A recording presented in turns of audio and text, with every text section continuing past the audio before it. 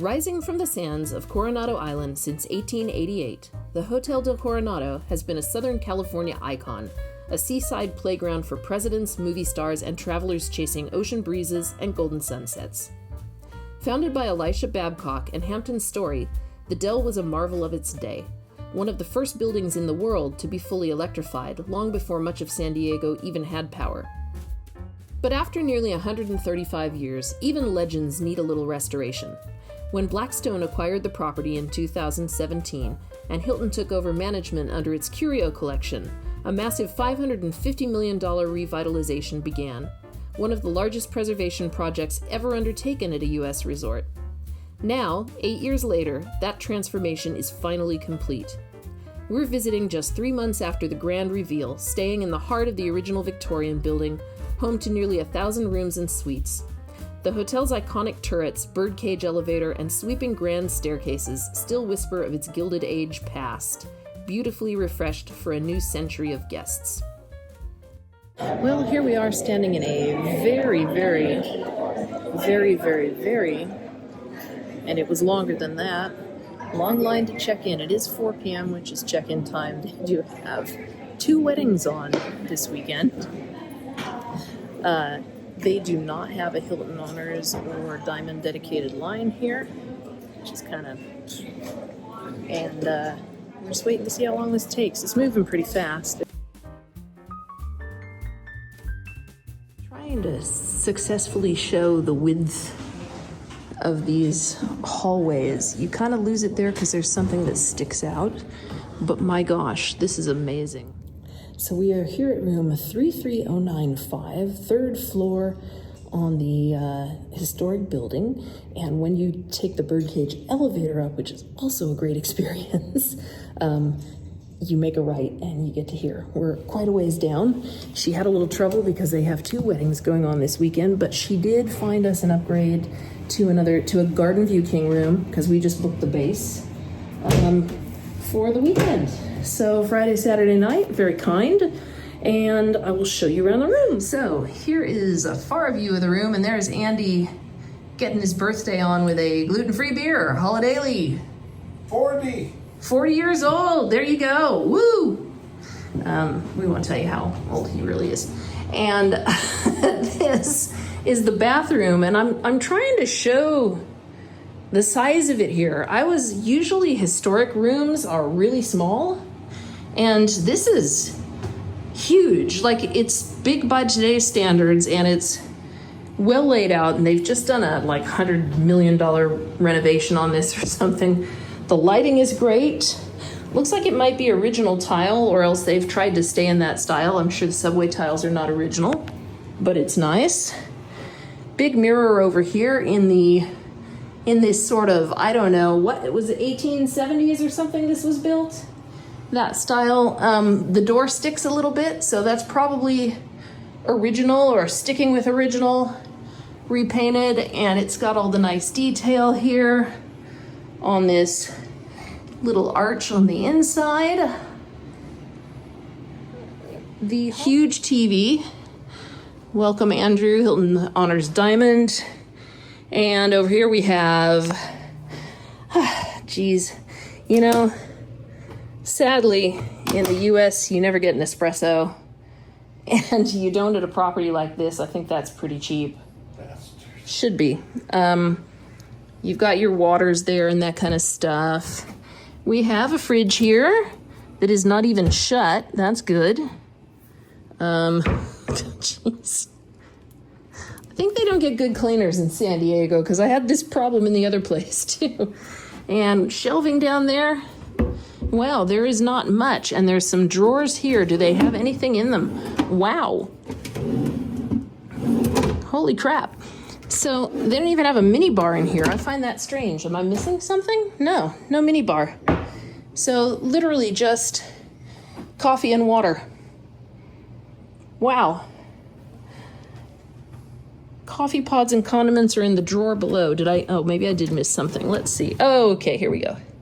So there's the coffee, but I think that was it. Yeah. I'm confused. It's the first time I've seen nobody trying to on-sell minibar. They've painted it really light colors. In the pictures of the hotel, all you see really is this, and it looks so small, but let me see if I can back up a little bit. Check out the size of that. It's huge. I don't know what the square footage is, but I'll have to look it up. That's pretty neat. And then over here, the bathroom. And over here, the front entrance. I guess the high ceilings help. And they are truly high ceilings. Is that a plane going over? Yeah. Oh, wow. I didn't know we were in the flight path. So they've got a small settee here that sort of keeps with the original period. And, a marble table with I think that's like a plastic or resin base, but still nice. This appears to be a connecting room. We won't be using that. And this is the view that we get. So we get a view of the building, which, I was going, it's a garden view. It's not going to be that great, but it's better than the view over the smokestack of the kitchen, which is what I was expecting to get, paying a base rate. So they did us a solid as diamond, and they got us what they could, even with a busy schedule for these weddings. This is the courtyard. You can see it set up for a wedding off in the distance there. These lawns are beautiful. Would have loved to have had one that has a balcony on it, but beggars can't be choosers. Beautiful trees out there. What? That's beautiful. Oh, you're looking at the lights? Yeah, I wonder if those are original or if I'd be curious to understand the renovation more and know if they've recreated what was here before in some way or if they've just changed it. And then there's mirrors on each side of the bed too. What do we have here? All right, well, you'd expect them to do that if they're going to the trouble. So they have, and look at that. So this light has dimming on it. I don't know if you can see that. It has dimming. I appreciate that. So they've done everything well. They've really done everything well for redoing it. It doesn't look like they've spent an exorbitant amount, though maybe they have because this would be expensive. And that is all there is to it. It has 3 windows. They open a little bit. They put blocks in them so you can't open them the whole way, which is fair. But it's 3 old-fashioned window widths, which is pretty good. And then, ew, that's sticky. This is the closet. Is there a light for this closet? Oh, when you go in, it's motion sensing. So here's the closet. Oh, it's got a built-in safe. That's lovely. And it's also huge. It's really hard to get perspective when you're in 2D, but that's a fairly big piece of luggage, that purple one, and the other one's a carry-on, and it hardly takes up any space. So that's pretty good. That's all I got. Let's show it from this view with Andy on his second beer. No, just the first, I think. All right.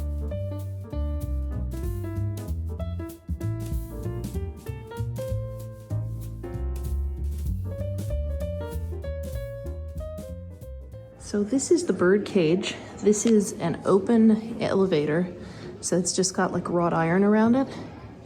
And other than that, you feel like you're outdoors when you're in it. And until 2020, this was hand operated by somebody. Then they shut it down for a few years, and now they've revamped it and given it automatic gears. So we'll take a little ride in it.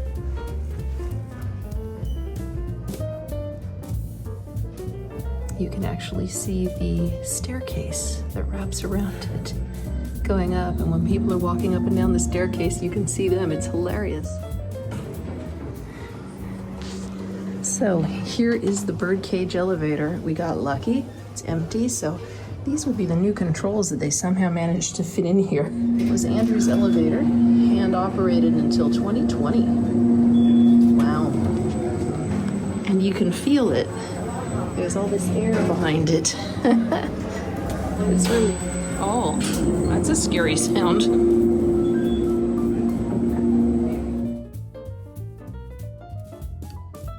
When you step into the lobby of the Hotel del Coronado, it feels like a living museum of American coastal luxury. Still alive, still welcoming travelers just as it has for more than 135 years. Imagine the scene a century ago, ocean breeze drifting through open doors, sunlight pouring through stained glass windows, and guests in elegant attire descending the grand staircase. After decades of change, their $550 million restoration has brought the lobby and Victorian building back to their 1888 splendor. Here you will walk in the footsteps of legends, from Charlie Chaplin and Marilyn Monroe to Franklin D. Roosevelt and King Edward VIII. Artisans restored original woodwork, revived the coronation window on the upper landing, one of only 4 original stained windows at the hotel, recreated the green velvet bench, the centerpiece of the lobby, and reimagined the chandelier from historic photos. When you sit on the veranda, then step back inside, you're not just entering a hotel, you're stepping into history, beautifully reborn.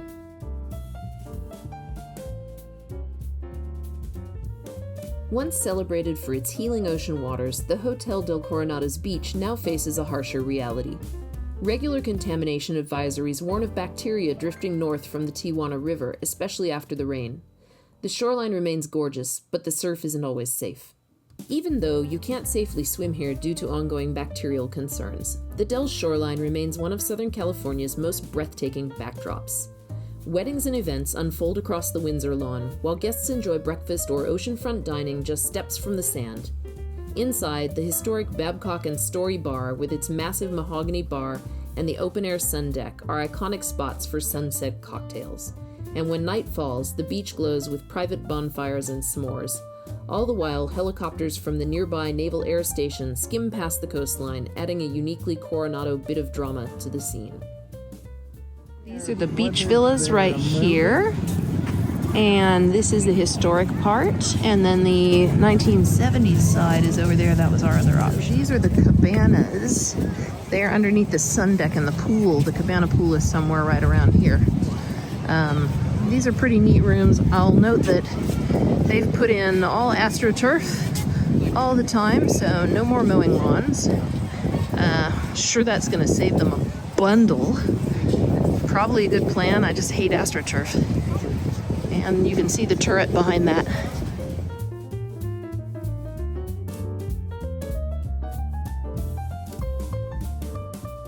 Here we are at the Cabana pool. It's a little confusing. You have to use your key to get into the hallway where the cabanas are accessed from. So basically your card key when you're staying here lets you into pretty much everything. And then behind that hallway, there is an entrance to the pool. There is a pool bar here during the day. The pool is nice and hot. What you're seeing over here, that's some of the cabanas, and then behind it is the views. So they have good views of the beach. They're like 10,000 points more. They're a little more expensive, but they don't have the ambiance of the Victorian, which I love. We're gonna go over and look at the jacuzzi now.